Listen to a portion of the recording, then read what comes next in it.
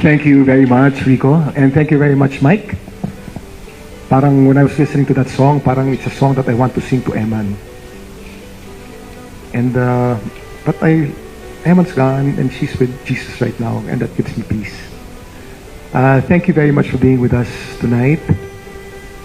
The family's been going through very tough few days since Emman died. And you give us comfort, our family and our friends. Maraming salamat.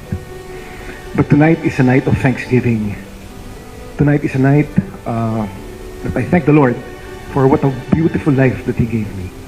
I have a beautiful family. I have a beautiful wife, Feli. I have a beautiful 2 kids. Jose finished college in Boston and he now works and has a beautiful life in Boston. He's home now. My beautiful Eliana. Eliana's a senior in UPenn and she has a sem to go, and she's my fighter in the family. I'm so proud of you, Eliana. And it's a night of thanksgiving for the 19 beautiful years that He gave Emman to us. Emman was such a beautiful, kind person. She was so generous. Alam nyo, Emman was so generous to a fault. She had no value for money. She'd ask money from Mama, ask money from Papa, ask money from Lolo to give away. To give away. One time, it was Christmas, and Lolo, my dad, was very generous to all the apos. He gave each apo a sizable amount for them to save or for the parents to use for their education. It was quite sizable. And Emman, it was given to Emman. And then, a few days after Christmas, I talked to Emman, and Emman was so proud. Emman told me, Papa, I gave 30,000 pesos to the driver. I gave 20,000 pesos to Alicia. I gave 10,000 pesos to our gardener.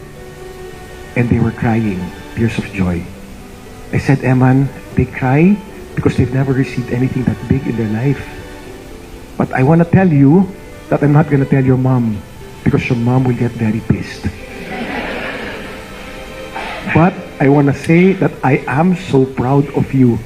That's my Emman. She's so generous to a fault. Another kwento. The night before she was going to leave for LA, I bonded with her. I went with her to her climbing gym.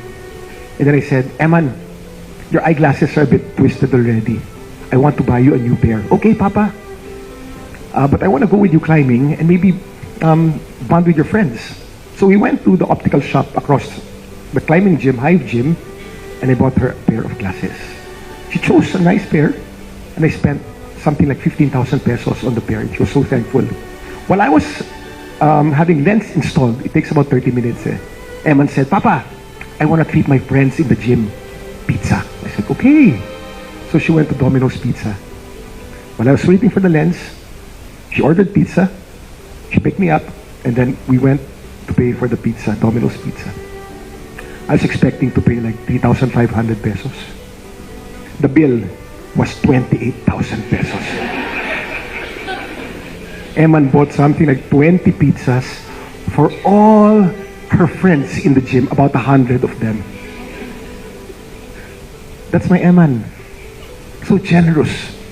She would ask for GCash from Mama, GCash from Papa, so she can treat her friends. She'd borrow the car for hours so she can take 10 of her friends home and pick them up. Because she was so generous, and I'm so proud of my Emman. But you know, when Emman went, I was asking the Lord, Lord, why? My prayer every single night was for Emman to be safe, for Emman to heal, for Emman to be protected. And then Emman passed away. You know, the more I get messages from friends, and the more I get letters from people I don't know. That day when I was really downcast and I was really sad and depressed, and I was asking the Lord to give me a sign, I got this letter from an Indonesian student. And let me read.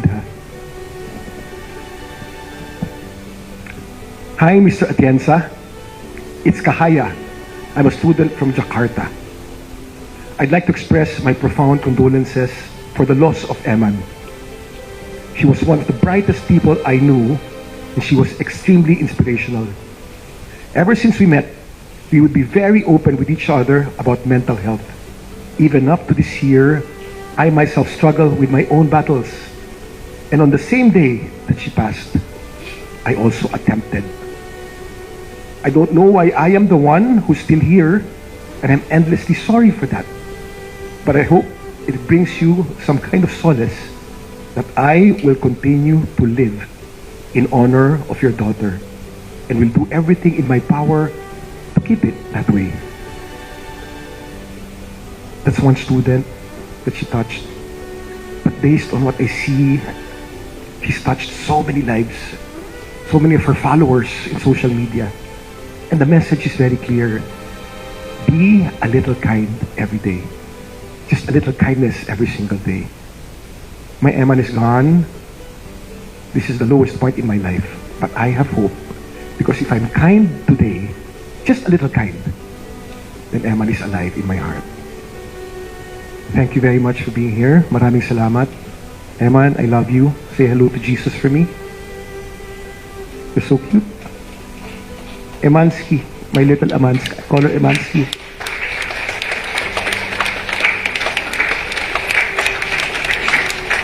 Salamat. I love you all. Thank you.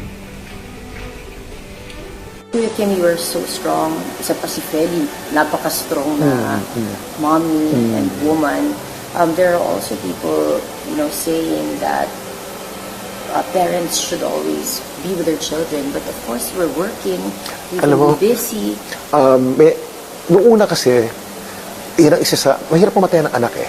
Kasi pag namatayan ka ng kamag-anak, ng kapatid, o ng magulang, term nga yan, you grieve. You grieve. But ang what if mo, kaunti lang eh. Pag namatayan ka ng anak, the grief is big, but there's also a lot of what ifs. What if hindi namin kinuha yung yaya? What if hindi namin pinadala sa Amerika?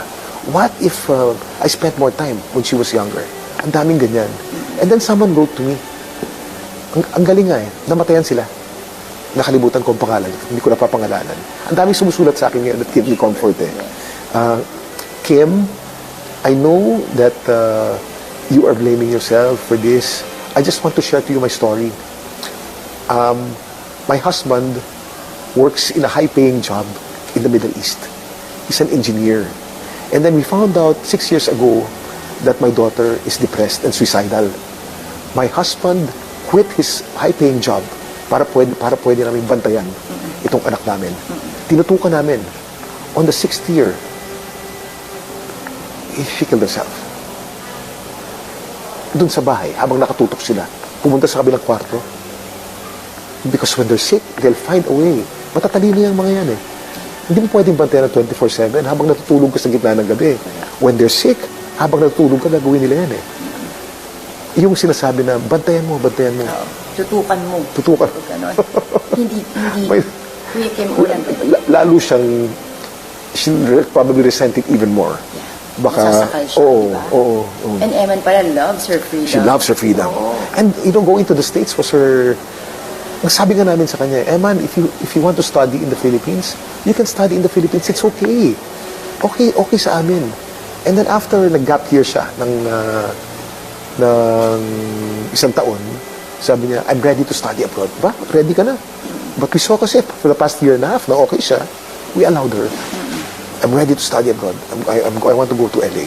Are you sure? Yeah. And then this happened. You never know. Yeah. When you and Feli, when we found out, I got a text from you so early in the morning that day. It was 4 a.m.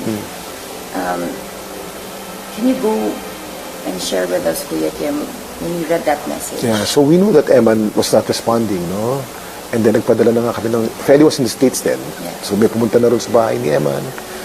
At nalaman na, but that night, na alam ko merong problema, pero hindi ko pa alam kung ano, I prayed to God and I said, Lord, I pray to you every single day for this not to happen. I pray for Emman's safety, Emman's guidance, Emman's happiness. Lord, I pray to God that Emman's okay. And then I woke up at 4 in the morning. I saw Feli's post. At ang post niya, I have terrible, terrible news. Talagang lumubog ako. Nanlambot ako, nanlalamig ako. Parang panaginip. Lord God, I pray to God that Emman is still okay.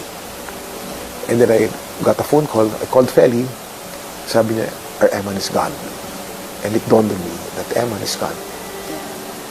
But that whole day, I was in denial pa. Sabi ko, denial meaning, I know that Emman's gone, but I'm strong. I'll be able to handle this for one day. Trabaho pa ako noon. Kasi wala sila. Nasa Amerika sila eh. Nakasunod ako 2 days after na eh. Trabaho ko. Hindi ko na-realize gaano kasakit pala. But when it finally hit me, masakit pala. Masakit. And the pain is not physical. The pain is nasa puso mo na parang gusto mo sumunod. Gusto mo sumunod. Para maibsan yung sakit sa puso mo. Pagdadasal mo kay Lord, ako na. Pero mabuti na lamang at Kristiyano ako. And that I believe in Jesus. I felt comforted knowing the fact that I can never understand everything in this world. That I just have to trust in Him. And I will find out in time. That all things, this is the verse that helps me. All things work out well for those who love God and those who are called according to His will. All things will work out well. I don't know the story now. It's painful now. But I know that the ending of this is good. And it's God's will. And I know the ending of this, I'll see my little Emman when my time comes. Yeah. Not anytime soon, Kuya Kim. Huwag naman bukas. Huwag naman. Kung will the Lord, why not? Hindi naman, Kuya Kim. Marami pa tayong dati. But the impact of Emman, Kuya Kim, grabe, no? She's so outspoken. Ang dami niyang topics na Ay, nako, sobra. she's so intelligent. And then her death, nagulat ako, so many messages from Americans, from international students who actually follow Emman.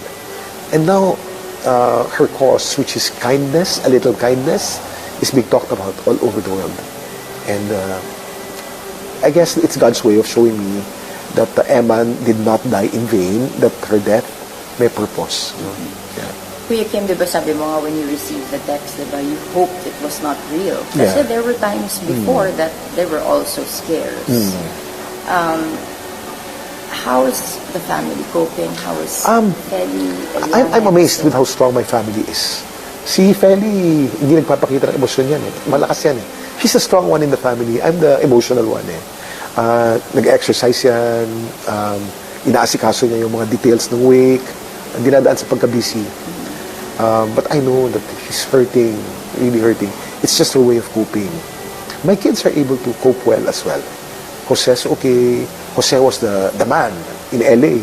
Siya yung lumalakad ng mga bureaucratic things na maraming papeles pagka maglilipad ka ng, ng abo o ng katawan. Eliana's able to cope as well. Yeah.